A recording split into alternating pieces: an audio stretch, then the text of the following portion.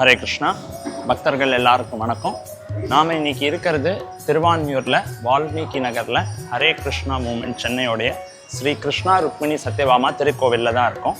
நம்ம எல்லாருக்குமே தெரிஞ்சிருக்கோம், சுமார் 5000 வருஷத்துக்கு முன்னாடி பகவான் ஸ்ரீ கிருஷ்ணர் இந்த பூமியில் அவதாரம் எடுத்து பல லீலைகளை நிகழ்த்தினார். மிக முக்கியமாக மனித சமுதாயத்துக்கு ஒரு பாடமாக திகழும் பகவத்கீதையை விற்று சென்றார். இஸ்கானுடைய அடிப்படை கொள்கை பகவத்கீதையை சம்பந்தப்பட்டது அடிப்படையாக வச்சது தான். பகவத்கீதையில பகவான் கிருஷ்ணர் சொல்றார், நாம உடல் அல்ல, உடலுக்குள் வாழும் ஆத்மா.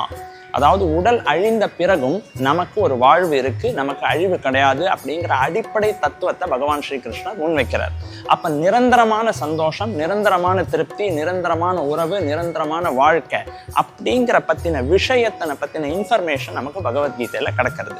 அப்ப கடவுள் பக்தி, கிருஷ்ண பக்தி அப்படிங்கிறது நம்மளுடைய நிரந்தரமான ஒரு சந்தோஷத்துக்கான வழி.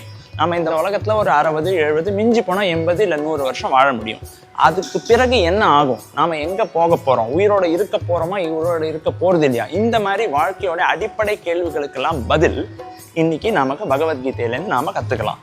அப்ப இந்த விஷயத்தை, இந்த பாதையை நாம பின்பற்றினோம்னா நாம உலகத்துல வாழ்க்கையில தேடுற நிரந்தர சந்தோஷம், நிரந்தர வாழ்க்கை, நிரந்தர திருப்தி, இதுக்கெல்லாம் வழி இருக்கு. வர சனிக்கிழமை ஆகஸ்ட் 16ஆம் தேதி ஸ்ரீ கிருஷ்ண ஜெயந்தி. நம்ம எல்லாருக்குமே தெரியும், கிருஷ்ண ஜென்மாஷ்டமின்னு சொல்லுவோம், கோகுலாஷ்டமின்னு சொல்லுவோம், கிருஷ்ண ஜெயந்தின்னு சொல்லுவோம். 5000 வருஷத்துக்கு முன்னாடி இந்த உலகத்துல கிருஷ்ண பகவான் அவதாரம் எடுத்த நாள். கிருஷ்ண ஜெயந்தி எதுக்காக கொண்டாடும் அப்படின்னு ஒருத்தர் கேள்வி கேட்கலாம். பகவத்கீதையில 4வது அத்தியாயத்துல 9வது ஸ்லோகத்துல பகவான் கிருஷ்ணர் சொல்றார், ஜன்ம கர்ம சமே திவ்யம் ஏவம் யோ வேத்தி தத்வதா தெக்வா தேகம் புனர்ஜன்ம நைதி மாமேதி சோர்ஜுனா. அதாவது கிருஷ்ணர் சொல்றார், என்னுடைய தோற்றம், என்னுடைய செயல்கள் இவை இரண்டுமே திவ்யமானவை, தெய்வீகமானவை. ஒரு சாதாரண மனுஷன் இந்த உலகத்துல பிறக்கிற மாதிரி நான் பிறவி எடுக்கிறது இல்லை. ஒரு சாதாரண மனுஷனோட செயல்களை போன்றது என்னுடைய செயல்கள் அல்ல. அதாவது என்னுடைய பிறவி மற்றும் செயல்கள் இவை இரண்டுமே தெய்வீகமானவை. இதை யார் புரிந்து கொள்கிறார்களோ அவர்கள் மறுபடியும் இந்த உலகத்துக்கு பிறவி எடுப்பதில்லை, என்னை அடைகிறார்கள் என்று பகவத்கீதையில கிருஷ்ணர் சொல்றார். அப்ப இதற்காகத்தான் நம்ம கிருஷ்ண ஜெயந்தியை கொண்டாடுறோம். கிருஷ்ண பகவான் அவதாரம் எடுத்த நாளை நாம் எல்லாரும் நினைவு கொண்டு அந்த பகவான் கிருஷ்ணரின் ஆசீர்வாதத்தை பெற்றுக்கொள்வதற்கு தான் இந்த கிருஷ்ண ஜெயந்தி பண்டிகையை நாம இங்க கொண்டாடுறோம். பொதுவாகவே கிருஷ்ண ஜெயந்தி அப்படின்னா நம்ம எல்லாருக்குமே மனசுல ஒரு விஷயம், ஒரு சம்பவம் கண்டிப்பா ஞாபகம் வரும். ஒவ்வொரு வீட்லையும் சின்ன குழந்தைகள் இருக்கும்போது குழந்தைகளை கிருஷ்ணரா நம்ம வேஷம் போட்டு அந்த காலில் அந்த குழந்தைகள் நடக்கிற மாதிரி நம்ம எல்லாருமே சடங்கு நம்ம எல்லாருமே பண்ணியிருப்போம். நாம சின்ன குழந்தைகளாக இருந்தபோது நம்மளுடைய தாயார்கள் கண்டிப்பாக அப்படிப்பட்ட ஒரு சம்பவத்தில் நம்மளே ஈடுபட்டு இருப்பார்கள். இப்போ அது எதுக்காக செய்கிறோம், ஏன் இந்த மாதிரி குழந்தைகளுக்கு கிருஷ்ணர் வேஷம் போட்டு நாம் பண்ணணும்னு பல மக்கள் மனசில் கேள்விகள் இருக்குது. இதை புரிஞ்சுக்கிறதுக்கு விஷ்ணு புராணத்தில் ஒரு ஸ்லோகம் இருக்குது. அந்த ஸ்லோகத்தை நான் ரொம்ப சுருக்கமாக விளக்குறேன். இந்த ஸ்லோகத்தோடைய அர்த்தத்தை புரிஞ்சுக்கிட்டா இது நாம் ஏன் செய்கிறோம் அப்படிங்கிறத நம்மளால் புரிஞ்சுக்க முடியும்.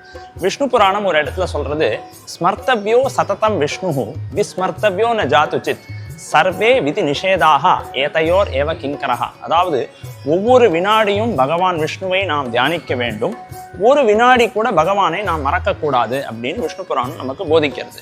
அப்போ வாழ்க்கையில நாம பல செயல்களில் ஈடுபட்டு இருக்கும் பொழுது, ஒவ்வொரு செயல் நாம செய்து கொண்டிருக்கும் போது பகவானை ஞாபகம் செய்வது எப்படி அப்படிங்கிறது வேத கலாச்சாரத்துல மிக முக்கியமான ஒரு கொள்கையா இருக்கு.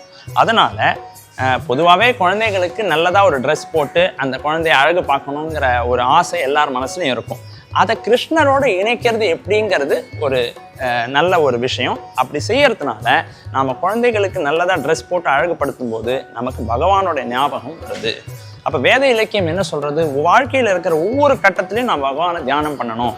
கீதையில கிருஷ்ணர் சொல்றார், தஸ்மாத் சர்வேஷு காலேஷு மாம் அனுஸ்மர யுத்தச்ச. அதாவது கடமைகளை செய்து கொண்டிருக்கும் பொழுது என்னை பற்றிய சிந்தனைகளில் ஆழ்ந்து இருப்பாயாக அப்படின்னு கிருஷ்ணர் பகவத்கீதையில சொல்றாரு. ஒரு பக்கம் கடமை இருக்கு, கடமையை செய்யும் போது பின்னணியில நாம பகவானை என்னைக்குமே தியானம் செய்து கொண்டிருக்க வேண்டும். அது மாதிரி குழந்தைகளுக்கு ட்ரெஸ் போடுறதுங்கிறது எல்லாருக்கும் பிடிச்ச ஒரு விஷயம். எந்த ஒரு பிடிச்ச ஒரு விஷயத்தையும் நம்மளுடைய சுய திருப்திக்கு செய்யறதுக்கு பதிலாக பகவானுடைய திருப்திக்காக செஞ்சா அதுல இருக்கிற ஒரு சந்தோஷமும் கிடைக்கும், அதே நேரத்துல ஆன்மீகத்தோடையும் நம்மளால இணைக்க முடியும். இதனாலதான் நம்மளுடைய கலாச்சாரத்துல இப்படிப்பட்ட ஒரு சம்பவம் இருக்கு. பகவானுடைய ஞாபகம் நமக்கு வரணும் அப்படிங்கிறதுக்காக கிருஷ்ண ஜெயந்தி அன்னைக்கு நாம குழந்தைகளுக்கு கிருஷ்ணர் மாதிரி வேஷம் போட்டு கோவிலுக்கோ இல்லை கோவில் வீட்டில் இருக்கிற பூஜை அறைக்கோ நாம குழந்தைகளை கொண்டு போவோம். நன்றி. ஹரே கிருஷ்ணா.